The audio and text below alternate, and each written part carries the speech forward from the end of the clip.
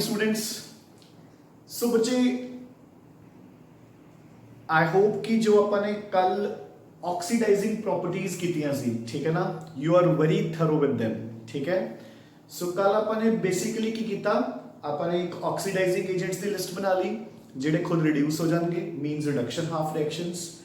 फिर अपने एक लिस्ट बना ली ऑक्सीडेशन रिएक्शंस दी। ठीक है, फिर अपने कीता कि अगर आप दोनों को कंबाइन कर दिए तो वील गेट आवर प्रोडक्ट्स। ठीक है, तो अज आप की करांगे, अज मैं तुहानू उन्हां विचों एक ऑक्सीडाइजिंग एजेंट दी एग्जाम्पल लैके उहदियां सारियां reactions at a stretch cover करवा दूंगा। फाइन, ठीक है। उहदे नाल की होएगा कि एक तो तुहानू रिएक्शंस यूज करनियां आ जाणगियां। ठीक है, you will get to use those reactions. ठीक है, कि किद्दां यूज करनी है, ते एने नाल अपना एक सिलेबस दा एक टॉपिक कह लो या इक्वेशन कह लो, मतलब एक पोर्शन कवर हो जाएगा। ठीक है ना, मतलब आज आप प्रॉपरली डिस्कस करांगे कि how to use those concepts while writing the reactions. तो एक बार आपां अज जिहड़ा ऑक्सीडाइजिंग एजेंट उन्हां विचों डिस्कस करांगे, ठीक है, that is concentrated nitric acid. Why I am discussing concentrated nitric acid only is कि देखो एक तो it is one of the strongest oxidizing agents। ठीक है, secondly उसको डिस्कस करना मेरा मेन मोटिव क्लास विच की है, मतलब टोटली डिस्कस करना मतलब की है, क्योंकि कॉन्सेंट्रेटेड नाइट्रिक एसिड अपनी थ्योरी सिलेबस विच भी है और एमसीक्यू सिलेबस विच भी है। ठीक है ना, मतलब it is totally in the syllabus, चाहे वो एमसीक्यूज है चाहे थ्योरी है। ठीक है ना, जिदा कि देखो हुण अगर आप हाइड्रोजन परऑक्साइड डिस्कस करांगे तो वो +1 रह जाता है, तो एमसीक्यूज लिए करना है, +2 लिए नहीं करना आपने। ठीक है, अगर आप पोटेशियम डाइक्रोमेट या परमैंगनेट करांगे जो कि एक्चुअल दे विच D8F ब्लॉक का पार्ट है, ठीक है, again that is out of syllabus from theory context. ठीक है, तो इत्थे आपने जस्ट एक बार रिएक्शंस नू लिखना सीखना है। ठीक है, तो आपां वो टॉपिक डिस्कस करांगे फिलहाल जो थ्योरी सिलेबस च भी है ते जो एमसीक्यू सिलेबस च भी है। जो बाकी दे ऑक्सीडाइजिंग एजेंट्स है फिर उन्हां दी रिएक्शंस लिखनियां will be very easy for you all. ठीक है, सो कल दा लेक्चर भी बहुत इंपॉर्टेंट सी एंड अज दा lecture again it is very very very important बच्चे। ठीक है, सो I'll discuss the oxidizing properties of concentrated nitric acid here। ठीक है, जिस दिन अपना एक वेरी इंपॉर्टेंट टॉपिक कह लो, एक वेरी इंपॉर्टेंट पोर्शन कह लो कवर हो जाएगा। एंड जिहड़े मेन जो मैं चाहना एक्चुअल दे विच कि सोनू रिएक्शंस लिखनियां आ जाणगियां, वो एक डर खत्म हो जाएगा तुहाडे अंदर रिएक्शंस दा। पहला तुसीं मेरे नाल लेक्चर करना है, ठीक है, उसनू चंगी तरह प्रैक्टिस करना है, फिर तुसी उसनू थ्योरी वाले नोट्स चों या बुक दे विचों कितों भी, मतलब एज यू फील कंफर्टेबल है ना, जो अपने पी ब्लॉक दे नोट्स है, पी ब्लॉक दे, चाहे पी ब्लॉक नू बुक चों पढ़ के देख लो। ठीक है ना, उत्थों तुसी कॉन्सेंट्रेटेड नाइट्रिक एसिड पढ़ना है। ठीक है, क्वेश्चंस मैं तुहानू वेरी प्रिसाइजली दस देना है कि तुसी ओ चों किहड़े-किहड़े क्वेश्चंस कवर करने हैं।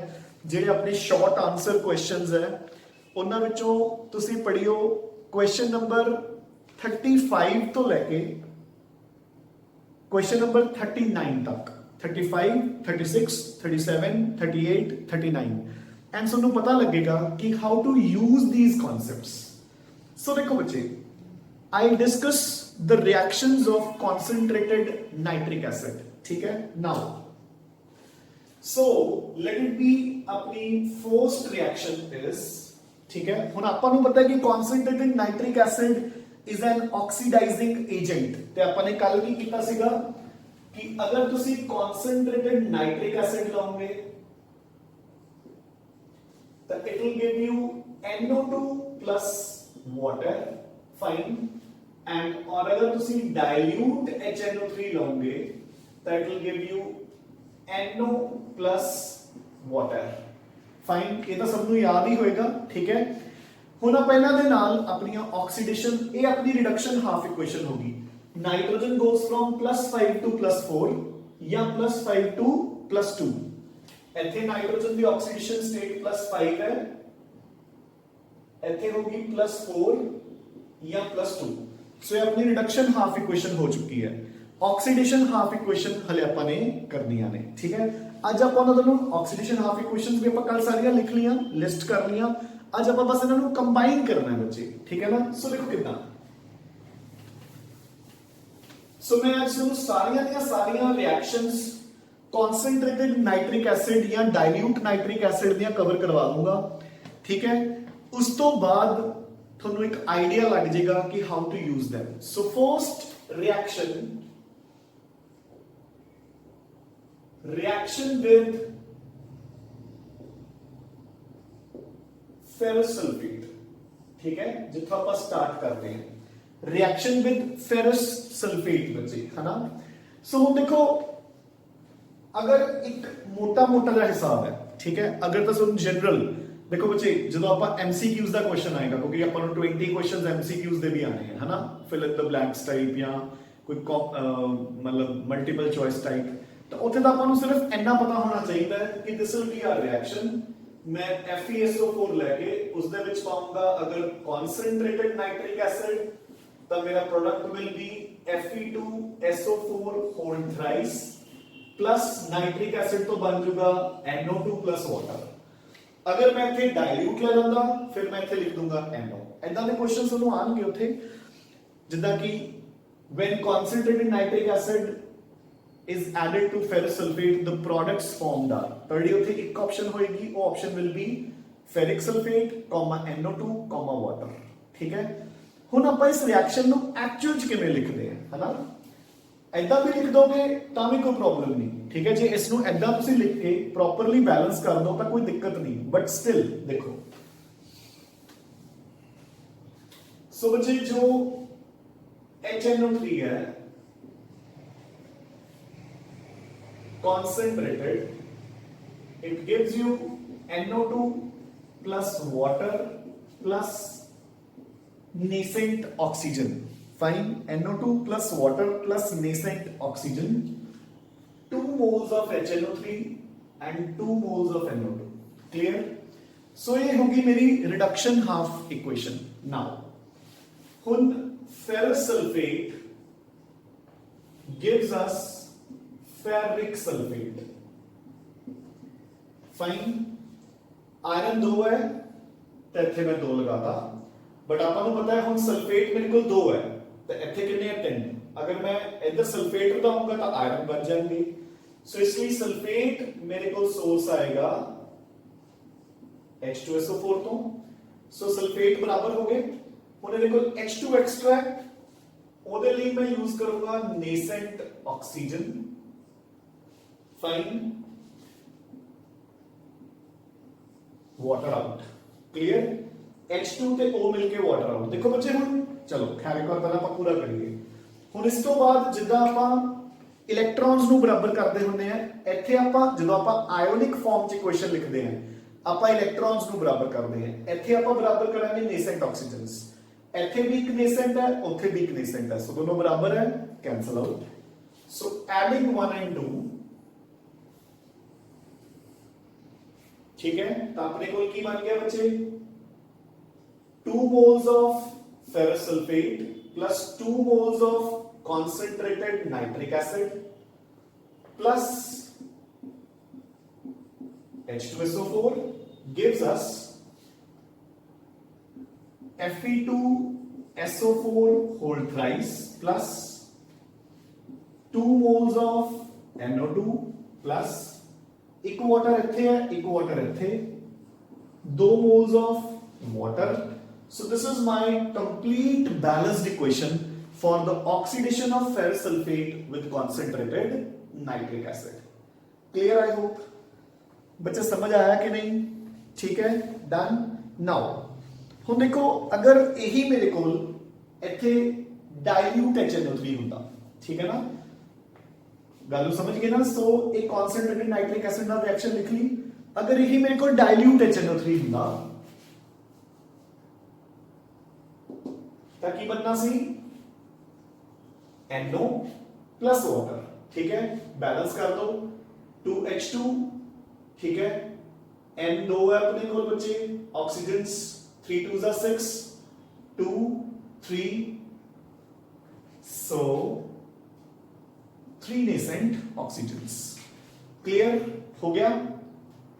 ठीक है, जे ਆਪਾਂ ਨੂੰ डाइल्यूट HNO3 ਆਂਦਾ ਹੈ ਤਾਂ ਆਪਣੀ ਬੇਸ ਇਕੁਏਸ਼ਨ ਕੀ ਬਣ ਗਈ 2NO water 3 nascent oxygens. Clear? ਆਹ ਵਾਲੀ ਇਕੁਏਸ਼ਨ ਸੇਮ ਹੈ। ਹੁਣ ਆਪਾਂ ਨੇ नेसेंट ऑक्सीजन्स ਨੂੰ ਕਰਨਾ ਹੈ ਬਰਾਬਰ, ਤਾਂ ਮੈਂ ਨੀਚੇ ਵਾਲੀ ਇਕੁਏਸ਼ਨ ਨੂੰ ਮਲਟੀਪਲਾਈ ਕਰੂੰਗਾ ਬਾय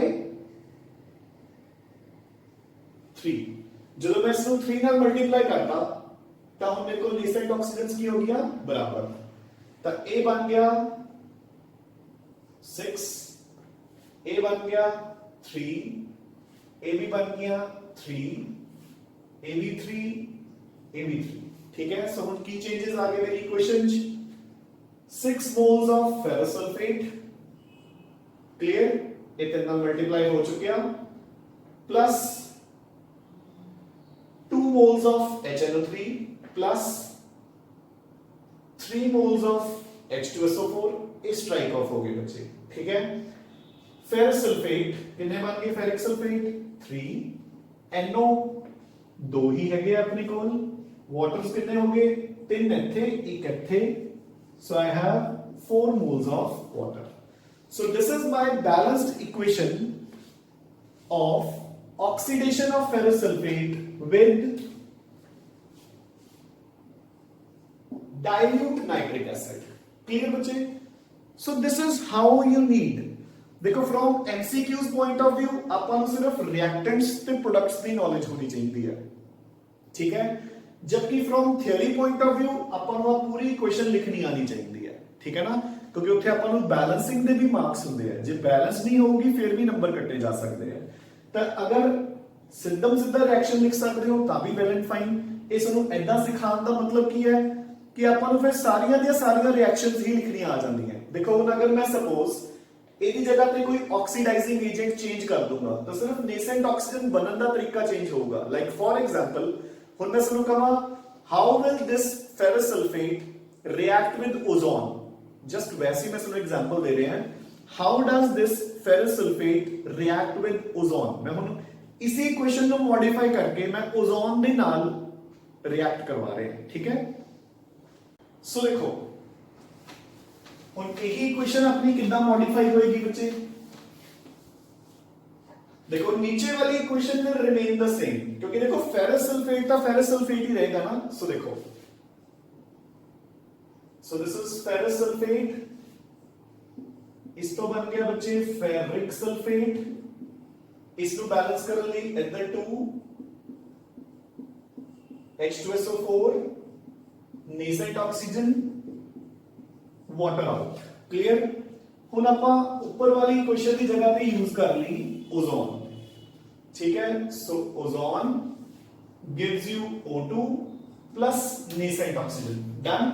ਇੱਕ nascent ਇੱਧਰ ਹੈ, ਇੱਕ nascent ਇੱਧਰ ਹੈ, ਦੋਨਾਂ ਨੂੰ ਐਡ ਕਰ ਦਿਓ ਤੇ ਆਪਣੇ ਕੋਲ equation ready. Clear? so this is how we will formulate these equations। ਆਪਾਂ ਸੈਕੰਡ ਇਕੁਏਸ਼ਨ ਤੇ ਮੂਵ ਕਰਦੇ ਹਾਂ। Action of concentrated nitric acid या अगेन डाइल्यूट। मैं ਹੁਣ ਤੁਹਾਨੂੰ ਇੱਕ ਸਿਖਾਈ ਜਾਂਦਾ, ਠੀਕ ਹੈ ਨਾ, ਆਪਾਂ ਦੋਨੋਂ ਨਹੀਂ ਬਾਰ-ਬਾਰ ਕਵਰ ਕਰਾਂਗੇ। ਜਿੱਥੇ ਮੈਨੂੰ ਲੱਗੂਗਾ ਕਿ डाइल्यूट ਵੀ ਡਿਸਕਸ ਕਰਨੀ ਜ਼ਰੂਰੀ ਹੈ ਉੱਥੇ ਆਪਾਂ ਡਿਸਕਸ ਕਰਾਂਗੇ। ਠੀਕ ਹੈ ਨਾ, so action of concentrated nitric acid on halides, ਤੇ halides ਵਿੱਚੋਂ ਆਪਾਂ ਐਗਜ਼ਾਮਪਲ ਲੈ ਲੈਂਦੇ ਹਾਂ ਬੱਚੇ HBr। ਠੀਕ ਹੈ, ब्रोमाइड। ਤਾਂ ਹੁਣ ਆਪਾਂ ਨੂੰ ਕੱਲ ਆਪਾਂ ਨੇ ਕੀ ਕੀਤਾ ਸੀ, ਹੈਲਾਈਡਸ ਤੋਂ ਕੀ ਬਣਨਗੇ? ਹੈਲੋਜਨਸ। ਠੀਕ ਹੈ, ਸੋ ਅਗੇਨ ਜਿਹੜਾ ਕਨਸੈਂਟ੍ਰੇਟਡ ਨਾਈਟ੍ਰਿਕ ਐਸਿਡ ਹੈ, ਦੇਖੋ ਇਹ ਤਾਂ ਹੁਣ ਇਕੁਏਸ਼ਨ ਸੇਮ ਰਹੂਗੀ ਨਾ, ਇਹ ਹੁਣ ਆਪਾਂ ਨੂੰ ਬਾਰ-ਬਾਰ ਲਿਖਣ ਦੀ ਜ਼ਰੂਰਤ ਨਹੀਂ ਹੈ। Water plus 2NO2 plus nascent oxygen. Clear है कि नहीं? ठीक है, नाउ ਹੁਣ देखो जो HBr है उसके ऊपर नेसेंट ऑक्सीजन करूंगी अटैक, उस तो बनूंगा ब्रोमीन। 2 ब्रोमीन्स है तो 2 Br ले आए, 2 H पे O मिलके वाटर आउट होगी बैलेंस बच्चे। सो this is reduction half equation, this is oxidation half equation. दोनों को ऐड कर दो बच्चे। ठीक है, सो की बन गया अपने को 2HBr plus 2 moles of concentrated nitric acid nascent oxygen cut जूगी, HBr तो बन गई बच्चे ब्रोमीन, इधरों बन गया 2NO2 प्लस एक वाटर इधर, दो water molecules and done, equation is over. Clear? So ऐदा बच्चे आपां ने करनियां ने, मैं ਤੁਹਾਨੂੰ ਸਾਰੀਆਂ ਇਕੁਏਸ਼ਨਸ ਦਾ ਬੈਲੈਂਸ ਕਰਨੀ ਨਹੀਂ ਸਿਖਾਉਂਗਾ, ਠੀਕ ਹੈ? ਇਹ ਜਸਟ ਮੈਂ ਤੁਹਾਨੂੰ ਦੱਸ ਰਿਹਾ ਕਿ ਆਪਾਂ ਰਿਐਕਸ਼ਨਸ ਨੂੰ ਕਰਨਾ ਕਿੱਦਾਂ ਹੈ, ਠੀਕ ਹੈ? ਨੈਕਸਟ ਇਕੁਏਸ਼ਨ ਤੇ ਮੂਵ ਕਰਦੇ ਹਾਂ ਆਪਾਂ। ਲੈਟ ਇਟ ਬੀ, ਹਾਂਜੀ, the reaction of action of concentrated nitric acid on H2S। So ਆਪਣਾ ਅਗਲਾ ਕੰਪਾਊਂਡ ਇਜ਼ H2S बच्चे। So third is H2S। Clear? So again ਹੁਣ देखो, चलो एक बार फिर आप फुली सॉल्व कर लेते हैं। Concentrated nitric acid gives you water plus NO2 plus nascent oxygen 2 moles। हाँ जी बच्चे, सो याद होगा H2S तो कल की बना सी colloidal sulphur. Clear? So it gives you colloidal sulphur. Now so H2 will go out in the form of water। Clear? उन दोनों इक्वेशंस को ऐड कर देंगे तो अपने को इक्वेशन की बन गई H2S plus concentrated nitric acid 2 moles gives you sulfur plus 2NO2 plus 2 moles of water। हो गया बच्चे? क्लियर? हुने कर सकते हो इतना दे क्वेश्चंस, ठीक है? आगे देखो, late it B upon question आंदा है विद सल्फर डाइऑक्साइड, ठीक है? Again this equation will remain the same। 2 moles of nitric acid will give you water plus 2NO2 plus nascent oxygen। Fine। Now sulphur dioxide, इस तो बच्चे याद होगा कल की बनया सी सल्फ्यूरिक एसिड, याद है कि नहीं? ठीक है, इस तो की बनया सी अपने को सल्फ्यूरिक एसिड। हाँ जी, अगर मैं सल्फ्यूरिक एसिड बनाना है तो मैं एक लाऊंगा नेसेंट ऑक्सीजन की बन गया SO3 ते नाल की पाऊंगा वाटर H2SO4 रेडी। क्लियर? उन दोनों इक्वेशंस को आप कर देंगे ऐड। सो मेरे को की बन गया बच्चे sulphur dioxide plus 2 moles of concentrated nitric acid plus, हाँ जी बच्चे, वाटर कट गया देखो दोनों साइड तो, नेसेंट ऑक्सीजन भी कट गए, वाटर भी कट गया। सो अपने को की बन गया gives you H2SO4 plus 2 moles of NO2। Clear? बच्चों समझ आई कि नहीं गल? ठीक है ना? सो this is how you balance the equations. ये नहीं मुश्किल नहीं है, बहुत इजी है, बस अपन सिर्फ दोनों पार्ट्स चंगी तरह लर्न होने चाहिए ने। Clear? So this is one category, the reactions with different compounds। एक और देखो, ਹੁਣ ਆਪਾਂ फटाफट करनी है, स्टार्ट करते हैं, ठीक है?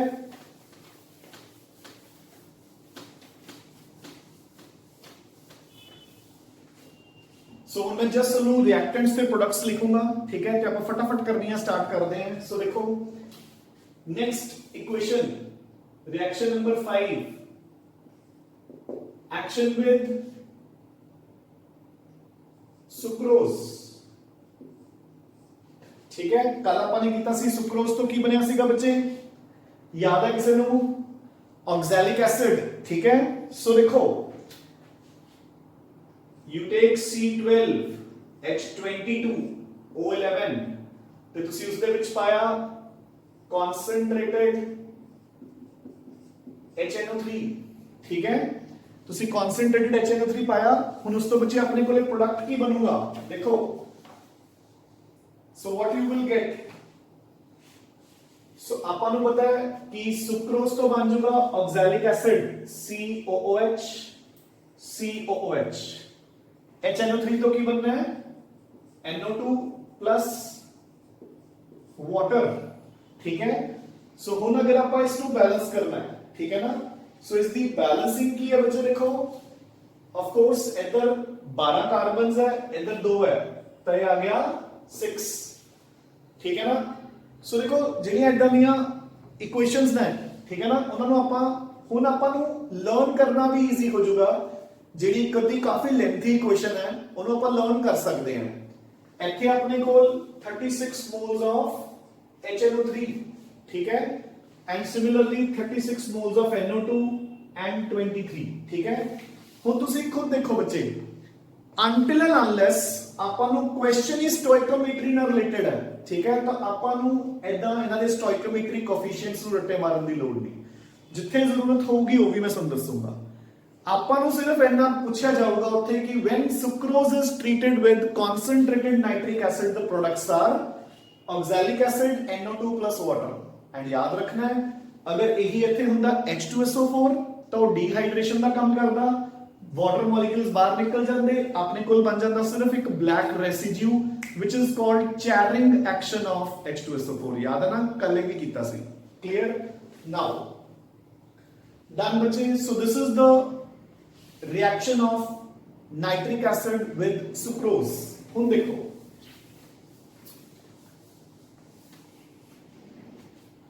so next equation, next reactions with non-metals, reactions with non-metals। तो हुन इत्थे याद रखना है, जो काम non-metals नाल होगा वही metalloids नाल भी होगा। non-metals या metalloids, कल अपन ने कीता सीगा ना कि non-metals तो की बन जाते ने एसिड्स, ठीक है। सो देखो, you treat carbon with concentrated nitric acid, तो ਸਾਡੇ ਕੋਲ ਕੀ ਬਣੇਗਾ ਬੱਚੇ, H2CO3, ठीक है। कार्बन तो बन जाएगा कार्बोनिक एसिड और इसको बनेगी NO2 and then finally water। Clear? So you get carbonic acid plus NO2 plus water। Clear बच्चे। ਹੁਣ देखो, अगर यही क्वेश्चन ਨੂੰ ਤੁਸੀਂ ਪ੍ਰੋਪਰਲੀ बैलेंस करके लिखना है, नो इश्यूज, ठीक है। चलो पहला मैं सारी समाप्त कर देना है, फिर मैं ਤੁਹਾਨੂੰ ਇੱਕ ਇੱਕ क्वेश्चन ਨੂੰ बैलेंस करना सिखा दूंगा, ठीक है ना। सो देखो, एक क्वेश्चन अपनी बात में ਤੁਹਾਨੂੰ बैलेंस करके दसूंगा। सो ਹੁਣ देखो, अगर यही ਹੁੰਦਾ सल्फर फास्फोरस आयोडीन ਜਿਹੜੇ ਆਪਾਂ ਨੇ ਕੱਲ ਕੀਤੇ ਸੀ, बाकी everything will remain the same, सिर्फ ਇੱਥੇ ਕੀ ਆ ਜਾਊਗਾ, sulphuric acid, phosphoric acid and finally ionic acid। बाकी सब कुछ will remain the same।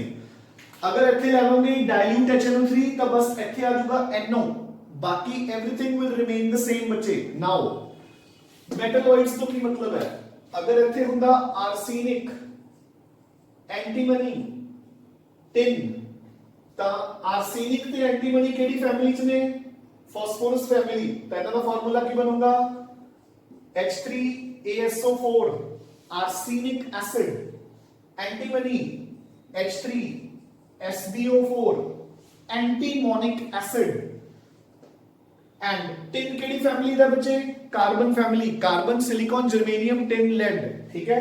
सो इसका फार्मूला विल बी इहदे नाल मिलदा जुलदा H2SnO3। नाम की ਹੁੰਦਾ है मेटास्टैनिक एसिड। बच्चों ਜਿਹੜੇ ਨਵੇਂ एसिड्स ਆਪਾਂ ਕਰਦੇ ਹਾਂ ਉਹਨਾਂ ਦੇ ਨੇਮਸ ਨਾਲ ਲਿਖ ਲਿਆ ਕਰੋ, आर्सेनिक एसिड, एंटीमोनिक एसिड, मेटास्टैनिक एसिड। सो देखो, सिर्फ प्रोडक्ट चेंज होगा, बाकी everything will remain the same, natural है, ठीक है। ਹੁਣ मैं ਤੁਹਾਨੂੰ ਆਹ ਵਾਲੀ ਇੱਕ ਇਕੁਏਸ਼ਨ ਪ੍ਰੋਪਰਲੀ ਲਿਖ ਲਈ ਦੱਸਦਾ ਮੈਂ ਕਿਵੇਂ ਲਿਖਦੇ ਆ। ਦੇਖੋ,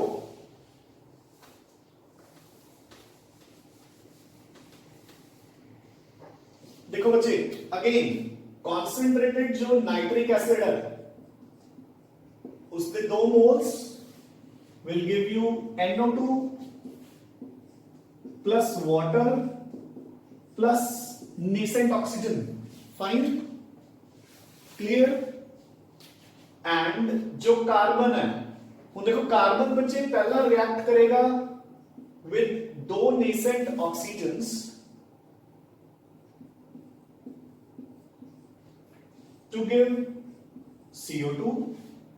CO2 will further react with water to give H2CO3. देखो यही ਹੁੰਦਾ ना, पानी और CO2 मिलके कार्बोनिक एसिड बनता है। ਆਪਾਂ ਇਸ ਇਕੁਏਸ਼ਨ ਨੂੰ ਇੱਕ ਕਰਕੇ ਵੀ ਲਿਖ ਸਕਦੇ ਹਾਂ। ਕਿਦਾਂ? ਇਹਨਾਂ ਦੋਨੋਂ ਇਕੁਏਸ਼ਨਸ ਨੂੰ ਕੰਬਾਈਨ ਕਰ ਦੋ। ਕਿਵੇਂ? C plus 2 nascent oxygens plus water gives you carbonic acid. Done. ਹੁਣ ਇੱਥੇ ਦੋ नेसेंट ऑक्सीजन्स है, ਇੱਥੇ ਇੱਕ ਹੈ, ਸੋ ਮੈਂ ਉੱਪਰ ਵਾਲੀ ਇਕੁਏਸ਼ਨ ਨੂੰ ਮਲਟੀਪਲਾਈ ਬਾਈ 2 ਕਰੂੰਗਾ। ਠੀਕ ਹੈ, ਸੋ ਮੈਂ ਇਸ ਨੂੰ 2 ਨਾਲ ਮਲਟੀਪਲਾਈ ਕੀਤਾ, ਇਹ ਆ ਗਿਆ 4, ਇੱਥੇ ਵੀ 4, ਇੱਥੇ 2, ਇੱਥੇ 2, ਸੋ नेसेंट ऑक्सीजन्स ਕੱਟ ਕੇ, ਸੋ ਮੇਰੀ ਇਕੁਏਸ਼ਨ ਕੀ ਬਣੀ? Carbon plus 4 concentrated nitric acid molecules plus एक वाटर कट जूगा बच्चे इथों ते इथों, so this will give you H2CO3 plus 4 NO2 molecules plus एक वाटर मॉलिक्यूल, क्योंकि एक इथे कट गया।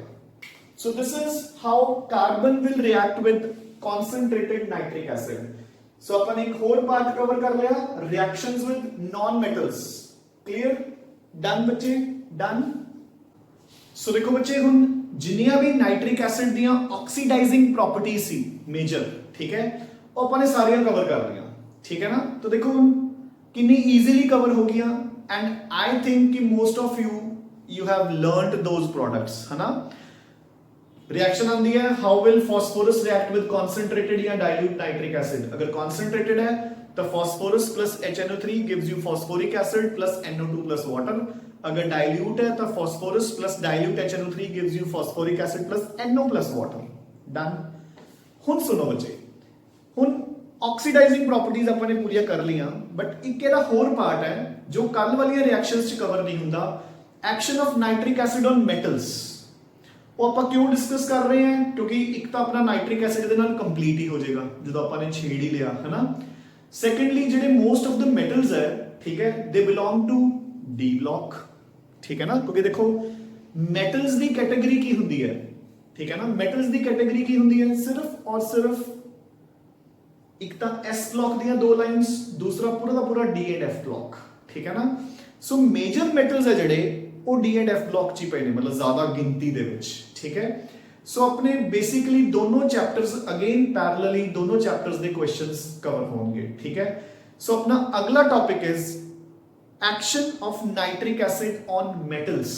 हुन मैं मेटल्स ਨੂੰ चार कैटेगरीज ਚ डिवाइड करूंगा। देखो ध्यान ਨਾਲ सुनो, जिद्दां ਆਪਾਂ इलेक्ट्रोकैमिकल सीरीज ਚ ਕਰਦੇ ਸੀ। देखो बच्चे हुन ध्यान ਨਾਲ सुन लो। सो पहली कैटेगरी बच्चे ਜਿਹਦੇ ਵਿੱਚ ਆਣਗੇ ਆਪਣੇ सोडियम, पोटेशियम, लिथियम, मैग्नीशियम, मतलब हाईली रिएक्टिव मेटल्स जिन्हों के रिडक्शन पोटेंशियल्स -2 पॉइंट समथिंग नीचे नीचे, है ना? फिर उस तो बाद जेडे मेटल्स मैं लूंगा that will be zinc, iron etcetera. ठीक है, ये वो मेटल्स है बच्चे,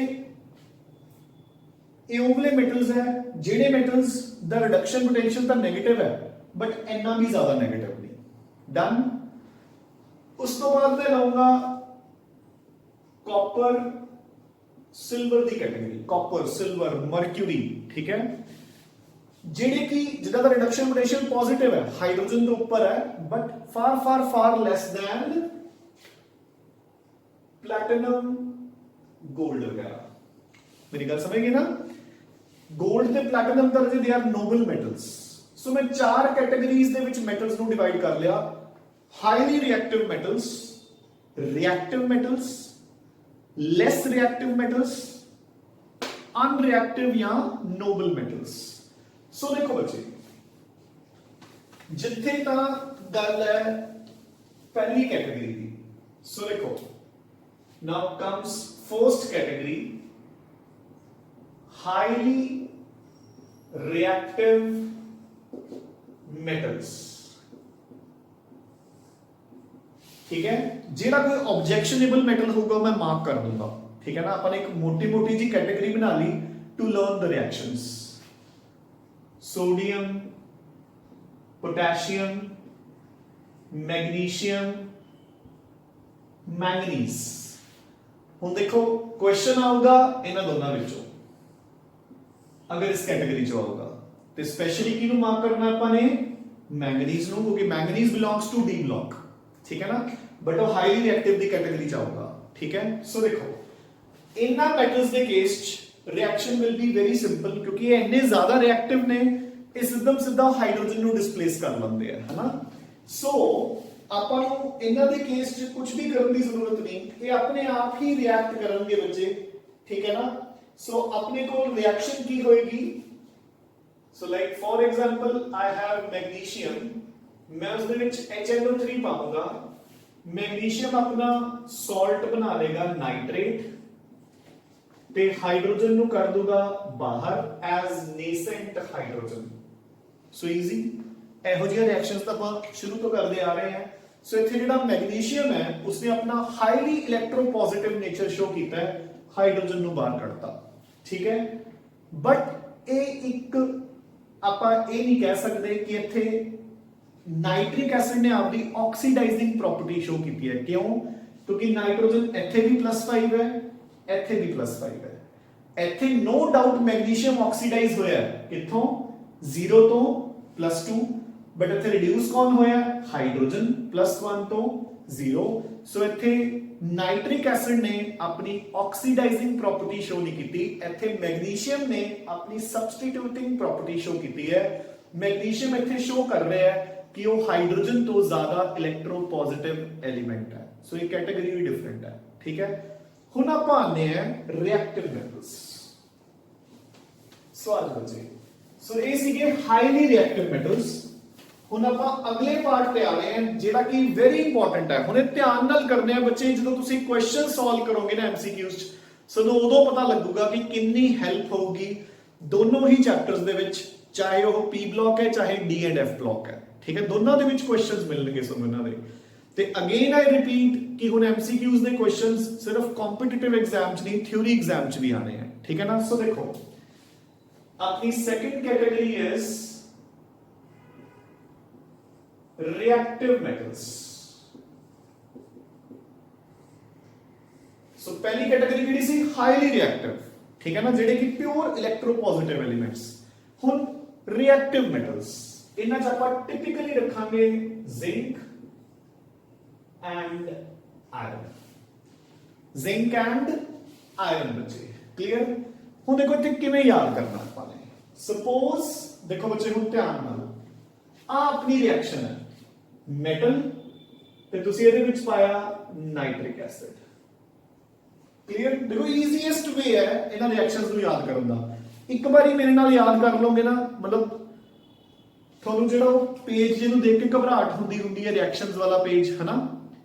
ਨਾਰਮਲੀ ਇਹੀ ਹੁੰਦਾ ਨਾ ਕਿ ਬੁੱਕ ਦੇ ਵਿੱਚ ਜਦੋਂ ਐਦਾਂ ਦਾ ਪੇਜ ਆਉਂਦਾ, ਦੇਖੋ ਆਈ ਸ਼ੋ ਯੂ ਕਿ ਜਦੋਂ ਕੋਈ ਐਦਾਂ ਦਾ ਪੇਜ ਆਉਂਦਾ ਨਾ ਬੁੱਕ ਦੇ ਵਿੱਚ, so just have a look. ਠੀਕ ਹੈ, ਆਈ ਹੋਪ ਕਿ ਸਭ ਨੂੰ ਦਿਖ ਰਿਹਾ ਇਹ page.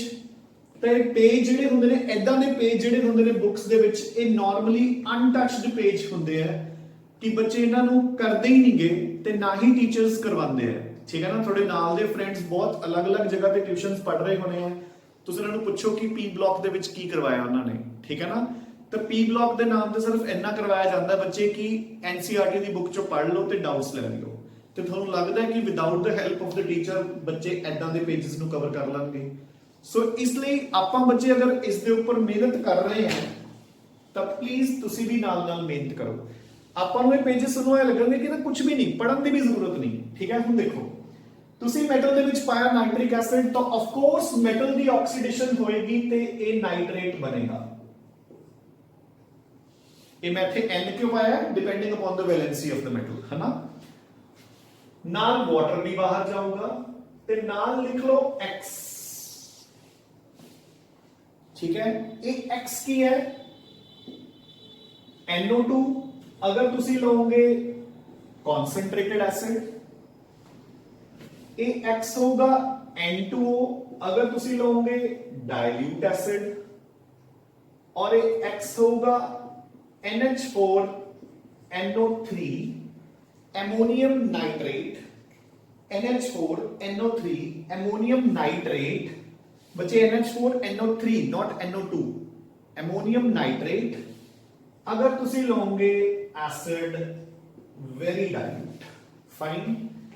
So with concentrated nitric acid NO2 बाहर जाऊगा, डाइल्यूट दे नाल N2O बाहर जाऊगा, वेरी डाइल्यूट दे नाल एमोनियम नाइट्रेट बाहर जाऊगा in case of reactive metals like zinc and iron. हुण वो कितना इजी हो गया, ਆਪਾਂ ਇਹ ਸਾਰੀਆਂ नहीं कवर करांगे। सो देखो अगर मेरे पास जिंक है तो मैं उस च पा रहे हैं कॉन्सेंट्रेटेड नाइट्रिक एसिड, तो मेरे प्रोडक्ट्स की होंगे जिंक नाइट्रेट, हाँ जी जिंक की तो एक ही वैलेंसी होती है +2, सो कंफ्यूजन ही नहीं है, plus NO2 plus water, fine. अगर मैं इत्थे यूज करदा है डाइल्यूट HNO3 तो बस इत्थे की आ जाऊगा N2O, अगर मैं यूज करदा है वेरी डाइल्यूट तो इत्थे की आ जाऊगा ammonium nitrate. I hope done, easy. Now तो उत्थे क्वेश्चन इदां ही आएंगे, ठीक है ना, कि when zinc is treated with concentrated या डाइल्यूट या very dilute the product formed is, ठीक है। हुण देखो हुण आयरन के केस थोड़ा जा एक पॉइंट ध्यान च रखियो कि अगर आप आयरन नु ट्रीट करते हैं बच्चे विद कॉन्सेंट्रेटेड, ठीक है ना, सो देखो ध्यान नाल अगर iron is treated with concentrated HNO3 ते डाइल्यूट या वेरी डाइल्यूट HNO3, ठीक है, तो इत्थे बनेगा बच्चे फेरिक नाइट्रेट और इत्थे बनूंगा फेरस नाइट्रेट, ठीक है। Ferric nitrate and ferrous nitrate वो अपन को क्लियरली पता ही है, इत्थे ये +3 इत्थे +2, द रीजन बीइंग एदा ऑक्सीडाइजिंग एक्शन वीक होगा, एदा थोड़ा जा स्ट्रांग होगा, कॉन्सेंट्रेटेड है। बाकी प्रोडक्ट्स आपको पता है, इत्थे निकलूगा बाहर NO2 प्लस वाटर, ठीक है, और इत्थे निकलूगा या N2O ते या फिर एमोनियम नाइट्रेट, डिपेंडिंग अपॉन कि तुसी वेरी डाइल्यूट यूज कीता है या डाइल्यूट यूज कीता है, क्लियर। बस इत्थे मैं ਤੁਹਾਨੂੰ ਇਹੀ ਦੱਸਣਾ ਸੀ फेरिक एंड फेरस ਦਾ difference, clear. Now so next we move on to the category of third category, less reactive metals. So next we move on to the next category of less reactive metals. इसके under मैं क्यों रखूंगा बच्चे जिन्हां दा reduction potential या तो positive ही है, थोड़ा जा पॉजिटिव है, जिवें कि कॉपर, गोल्ड, ठीक है, सॉरी सिल्वर, या हल्का जा नेगेटिव काइंड ऑफ लेड, ठीक है। सो देखो इसकी कैटेगरी जाएंगे कॉपर, सिल्वर, मर्क्यूरी, लेड, ये 4 मेटल्स, ठीक है। जिदा कि देखो सिल्वर का रिडक्शन पोटेंशियल कॉपर का कितना होता है 0.34, लेड का कितना होता है -0.12 आई थिंक, ठीक है ना। सो इदां दे मेटल्स जिहड़े कि अच्छा हुण इस तो नीचे देखो टिन भी होता है, बट टिन मेटलॉइड्स की कैटेगरी जा जाता है, लेड फिर भी अपन मेटल गिनते हैं, है ना। सो देखो बच्चे हुण इत्थे की होएगा, सेम चीज तुसी याद रखनी है, metal plus nitric acid will give you nitrate plus water plus एक होर सबस्टांस, वो एक होर सबस्टांस की होएगा NO2 जदों एसिड कॉन्सेंट्रेटेड है, NO जदों एसिड डाइल्यूट है, ते वेरी डाइल्यूट का इन्हां नूं ऑक्सीडाइज कर ही नहीं सकूगा। हो गया इजी।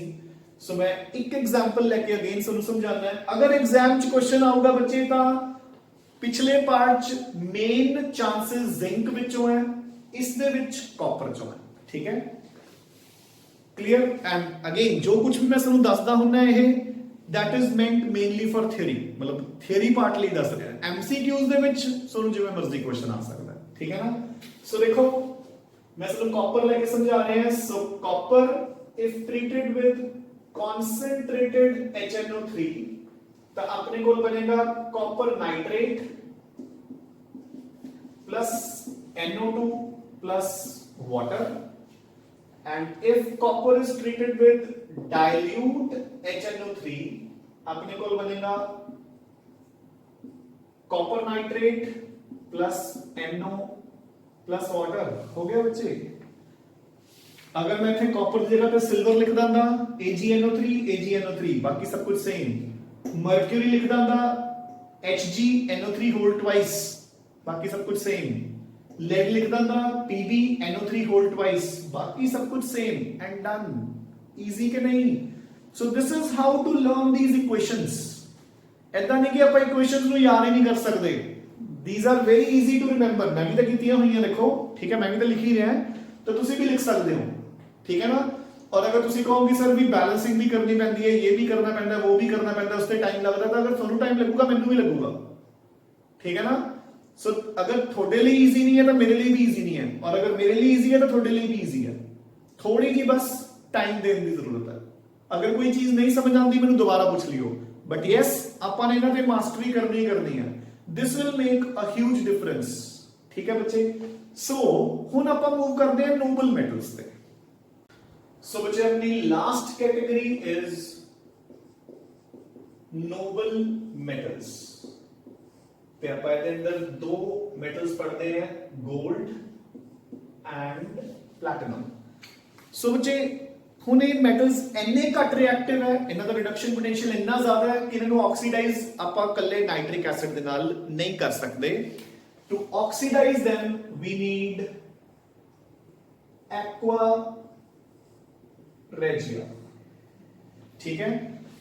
टू ऑक्सीडाइज them ਹੁਣ ਦੇਖੋ ਬੱਚੇ ਅਗੇਨ मतलब ਆਪਾਂ ਕਿਉਂ ਦੇਖੋ ਮੈਂ ਤੁਹਾਨੂੰ ਸਪੈਸ਼ਲੀ ਇਹੀ ਕੁਐਸਚਨ ਸਪੈਸ਼ਲੀ ਨਾਈਟ੍ਰਿਕ ਐਸਿਡ ਹੀ ਕਿਉਂ ਕਵਰ ਕਰਵਾ ਰਹੇ ਹਾਂ क्योंकि nitric acid comes under P block. ते देखो मेटल्स दी आपने जिन्नियां भी एग्जांपल्स लैती है सिर्फ पहले केस नु छाड़ के, जिस आपने लिखे सी मैग्नीशियम सोडियम वो एस ब्लॉक दे है, बाकी सारे we are using d and f block, ठीक है ना। So these are parallel questions for p block as well as d and f block, ठीक है। सो देखो गोल्ड एंड प्लैटिनम बचे, ठीक है। एक्वा रेजिया की हुंदा है, these are this is 3 moles of HCl plus 1 mole of concentrated nitric acid, ठीक है।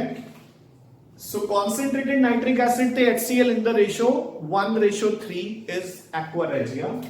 जो ਤੁਸੀਂ ਇਹਨਾਂ ਨੂੰ ਰਿਐਕਟ ਕਰਦੇ ਹੋ you get ਆਪਣੇ ਕੋਲ ਬਚੇ 3 products ਬਣਦੇ ਆ and the products are called nitrosyl chloride, ठीक है। The products are called nitrosyl chloride, water and nascent chlorines। देखो nitrosyl chloride, water and nascent chlorines बचे, ठीक है ना। अपने को nascent chlorines बन जाती हैं। हुण देखो ये ਜਿਹੜੀਆਂ nascent chlorines ने they attack your noble metals, ठीक है ना। हुण देखो सो अपने कोल की होएगा और तुसी बैलेंस कर सकते हो, बुक चो भी देख सकते हो, ठीक है। So gold plus 3 nascent chlorines will give you AuCl3। So gold 0 तो प्लस 3 चला गया बच्चे। सिमिलरली प्लैटिनम पहला 2 क्लोरीन्स नाल रिएक्ट करके PtCl2 बन जाएगा and then finally of course it will always give PtCl4। So platinum goes from 0 to +4। So देखो बच्चे अपन ने नोबल मेटल्स नु भी ऑक्सीडाइज करता by using concentrated nitric acid, clear, ठीक है। सो विद दिस ਆਪਾਂ ਇੱਕ वेरी इंपॉर्टेंट पोर्शन कवर कर लिया, ठीक है, from theory as well as MCQs point of view, जिस ਨੂੰ ਤੁਸੀਂ ਆਪਣੇ ਪੀ ਬਲॉक ਦੇ ਨੋਟਸ ਚੋਂ ਕਵਰ ਕਰਨਾ ਹੈ फ्रॉम क्वेश्चन नंबर 35 टू 38 कर लो चाहे 39 कर लो, ठीक है ना। यस सो इट इज 38 और 39 भी चाहे नाल कवर कर लियो, fine. So again I repeat कि ਜਿਹੜੀਆਂ ਰਿਐਕਸ਼ਨਸ ਵਿਦ ਮੈਟਲਸ ਕੀਤੀਆਂ, ਪਹਿਲੀ ਕੈਟਾਗਰੀ ਮੈਟਲਸ ਦੀ ਜਿਹੜੇ ਕਿ ਹਾਈਲੀ ਰਿਐਕਟਿਵ ਹੈ, ਜਿਨ੍ਹਾਂ ਦੇ ਰਿਡਕਸ਼ਨ ਪੋਟੈਂਸ਼ੀਅਲਸ ਆਰ ਹਾਈਲੀ ਨੈਗੇਟਿਵ, ਠੀਕ ਹੈ ਨਾ। ਉਸ ਦੇ ਅੰਡਰ ਆਪਾਂ ਨੇ ਕਿਹਨੂੰ ਰੱਖਿਆ ਹੈ sodium potassium magnesium and manganese ਠੀਕ ਹੈ ਰਿਐਕਸ਼ਨ ਕੀ ਹੋਏਗੀ ਇਹ ਨਾਈਟ੍ਰਿਕ ਐਸਿਡ ਦੀ H ਨੂੰ ਰਿਪਲੇਸ ਕਰ ਲਾਂਗੇ ਤੇ ਨਾਈਟ੍ਰੇਟਸ ਬਣ ਜਾਣਗੇ ਠੀਕ ਹੈ ਦੂਸਰੀ ਕੈਟਾਗਰੀ ਜਿਹਦੇ ਵਿੱਚ ਆਪਾਂ ਨੇ ਰੱਖੇ ਨੇ ਰਿਐਕਟਿਵ ਮੈਟਲਸ ਜਿਨ੍ਹਾਂ ਦਾ ਰਿਡਕਸ਼ਨ ਪੋਟੈਂਸ਼ੀਅਲ ਜ਼ਿਆਦਾ ਨੈਗੇਟਿਵ ਨਹੀਂ ਹੈ ਲਾਈਕ ਜ਼ਿੰਕ ਐਂਡ ਆਇਰਨ ਠੀਕ ਹੈ ਤਾਂ ਉੱਥੇ ਕੀ ਹੋਏਗਾ they will react with nitric acid to give zinc with nitrates metal ਦੇ nitrates plus water plus जो बाहर जाएगा that will be NO2 अगर acid concentrated है N2O अगर concentrated अगर acid dilute है NH4 NO3 अगर acid very dilute है ठीक है अगर यही metals होंगे अपने less reactive metals ठीक है ना like copper silver mercury lead फिर अपने को नाइट्रेट बनेगा प्लस वाटर प्लस NO2 बनेगा इन केस ऑफ कॉन्सेंट्रेटेड एसिड ते NO बनेगा इन केस ऑफ डाइल्यूट एसिड फिर अगर आप बिल्कुल ही नोबल मेटल्स ते चले जाइए ਜਿਹੜੇ ਰਿਐਕਟ ਨਹੀਂ ਕਰਦੇ ਉਹਨਾਂ ਨੂੰ ਆਕਸੀਡਾਈਜ਼ ਕਰਨ ਲਈ we need a mixture of 3 moles of HCl and 1 mole of concentrated nitric acid which is called aqua regia. It reacts with to form nitrosyl chloride plus water and nascent chlorines. वो ਜਿਹੜੀਆਂ nascent chlorines ਨੇ they attack your gold and platinum to convert them into their chlorides. So metals are oxidized बच्चे ठीक है ना So again my request to you कि ना reactions ਨੂੰ ਜਿੱਦਾਂ ਮੈਂ ਕਰਵਾਇਆ ਐਦਾਂ ਹੀ ਇੱਕ ਵਾਰ ਕਾਪੀ ਤੇ ਚੰਗੀ ਤਰ੍ਹਾਂ ਲਿਖ ਕੇ ਪ੍ਰੈਕਟਿਸ ਕਰਕੇ ਫਿਰ ਇਹਨਾਂ ਨੂੰ ਨੋਟਸ ਚੋਂ ਪੜ੍ਹਿਓ ਬੱਚੇ ਠੀਕ ਹੈ ਤੇ ਨੋਟਸ ਦੇ ਵਿੱਚ ਹਰ ਇੱਕ ਰਿਐਕਸ਼ਨ ਦਾ 3 ਪਾਰਟਸ ਦਿੱਤੀ ਹੁੰਦੀ ਹੈ ਆਪਾਂ ਨੂੰ ਉਹਨਾਂ ਕਰਨ ਦੀ ਜ਼ਰੂਰਤ ਨਹੀਂ ਹੈ ਮਤਲਬ ਪਹਿਲਾਂ ਉਹ ਰਿਡਕਸ਼ਨ ਹਾਫ ਇਕੁਏਸ਼ਨ ਲਿਖਦੇ ਨੇ ਫਿਰ ਆਕਸੀਡੇਸ਼ਨ ਹਾਫ ਇਕੁਏਸ਼ਨ ਲਿਖਦੇ ਨੇ ਐਂਡ ਦੈਨ ਫਾਈਨਲ ਇਕੁਏਸ਼ਨ ਲਿਖਦੇ ਨੇ ਆਪਾਂ ਨੂੰ ਉਦਾਂ ਕਰਨ ਦੀ ਜ਼ਰੂਰਤ ਨਹੀਂ ਆਪਾਂ ਨੂੰ ਸਿੰਪਲੀ ਕਰੋ ਠੀਕ ਹੈ ਨਾ ਸੋ ਇਸ ਨੂੰ ਚੰਗੀ ਤਰ੍ਹਾਂ ਤੁਸੀਂ ਕਵਰ ਕਰ ਲੈਣਾ ਹੈ ਠੀਕ ਹੈ ਹੁਣ ਆਪਣਾ ਇਹਨਾਂ ਇਕੁਏਸ਼ਨਸ ਦੇ ਵਿੱਚ ਇੱਕ ਬੇਸ ਬਣ ਚੁੱਕਿਆ ਠੀਕ ਹੈ ਹੁਣ ਜਦੋਂ ਆਪਾਂ ਸਬਸੀਕੁਐਂਟ ਅੱਗੇ ਆਕਸੀਡਾਈਜ਼ਿੰਗ ਏਜੰਟਸ ਕਰਾਂਗੇ ਠੀਕ ਹੈ ਜਿਹੜੇ ਵੀ ਆਪਣੇ ਸਿਲੇਬਸ 'ਚ ਹੈਗੇ ਆ ਠੀਕ ਹੈ ਨਾ from this as well as other chapters point of view ਠੀਕ ਹੈ ਨਾ ਜਿਹੜੇ ਵੀ ਆਪਣੇ ਕੋਲ ਆਕਸੀਡਾਈਜ਼ਿੰਗ ਏਜੰਟਸ ਆਣਗੇ ਤਾਂ ਉਹਨਾਂ ਵਿੱਚ ਬੱਚੇ ਆਪਾਂ ਨੂੰ ਸਿਰਫ ਇੱਕ ਬੇਸ ਇਕੁਏਸ਼ਨ ਕਰਨ ਦੀ ਜ਼ਰੂਰਤ ਪਊਗੀ ਠੀਕ ਹੈ ਨਾ ਕਿ ਜਿੱਦਾਂ ਅਗਰ ਆਪਾਂ ਜਦੋਂ ਫੋਰ ਐਗਜ਼ਾਮਪਲ H2SO4 ਕਰ ਰਹੇ ਹਾਂ ਹਨਾ ਸੋ ਦੇਖੋ So अपन ने सिर्फ आहा वाली इक्वेशन याद करनी है H2SO4 will give you SO2 plus water plus nascent oxygen clear नीचे वाली इक्वेशंस ਜਿਹੜੀਆਂ ਆਕਸੀਡੇਸ਼ਨ ਹਾਫ ਰਿਐਕਸ਼ਨ ਹੈ ਉਹ ਤਾਂ ਆਪਾਂ ਨੇ ਇੱਥੇ ਲਰਨ ਕਰ ਹੀ ਲਈ ਹੈ ਮੇਰੀ ਗੱਲ ਸਮਝ ਆਈ ਕਿ ਨਹੀਂ ਜਿਵੇਂ ਕਿ ਹੁਣ ਦੇਖੋ ਬ੍ਰੋਮਾਈਡ ਤੋਂ ਬ੍ਰੋਮੀਨ ਬਣਾਣੀ ਹੈ ਤਾਂ ਆਫ ਕੋਰਸ ਕੀ ਹੋਏਗਾ 2HBr plus nascent oxygen gives you bromine plus water out दोनों इक्वेशंस ਨੂੰ ਐਡ ਕਰ ਦੋ ਆਪਣੇ ਕੋਲ ਰਿਐਕਸ਼ਨ ਬਣ ਗਈ ਕਿਸ ਦੀ oxidizing action of H2SO4 on HBr ਹੋ ਗਿਆ ਬੱਚੇ ਈਜ਼ੀ ਠੀਕ ਹੈ ਨਾ ਸੋ ਆਪਾਂ ਨੂੰ ਬਾਰ-ਬਾਰ ਇਕੁਏਸ਼ਨਸ ਨੂੰ ਰੱਟਾ ਮਾਰਨ ਦੀ ਜ਼ਰੂਰਤ ਨਹੀਂ ਪੈਣੀ ਸਿਰਫ ਇੱਕ ਵਾਰ ਮੇਰੇ ਕਹਿਣ ਤੇ ਇਸ ਨੂੰ ਚੰਗੀ ਤਰ੍ਹਾਂ ਮਿਹਨਤ ਨਾਲ ਕਰ ਲਓ ਬੱਚੇ ਠੀਕ ਹੈ so will continue with our chapter now tomorrow ਠੀਕ ਹੈ ਇੱਕ ਵਾਰ ਜਿੰਨਾ ਅੱਜ ਕੀਤਾ ਅਗੇਨ ਆਈ ਰਿਪੀਟ ਕਿ ਕੱਲ ਵਾਲਾ ਲੈਕਚਰ ਜੋ ਆਪਾਂ ਨੇ ਕੀਤਾ ਸੀ ਤੇ ਜਿਹੜਾ ਅੱਜ ਵਾਲਾ ਕੀਤਾ ਇਹਨਾਂ ਦੋਨਾਂ ਨੂੰ ਬਹੁਤ ਚੰਗੀ ਤਰ੍ਹਾਂ ਕਰ ਲਓ ਜਿੱਥੇ ਜਿੱਥੇ ਆਪਾਂ ਨੂੰ ਆਕਸੀਡਾਈਜ਼ਿੰਗ ਏਜੰਟਸ ਆਈ ਜਾਣਗੇ ਆਪਾਂ ਨੂੰ ਰਿਐਕਸ਼ਨਸ ਇੱਕ ਤਾਂ ਟਾਈਮ ਵੇਸਟ ਨਹੀਂ ਹੋਊਗਾ ਤੇ ਉੱਪਰੋਂ ਦੀ ਬਹੁਤ ਚੰਗੀ ਤਰ੍ਹਾਂ ਕਵਰ ਹੋ ਜਾਣਗੀਆਂ ਠੀਕ ਹੈ ਬੱਚੇ so keep studying and keep revising thanks a lot ਬੱਚੇ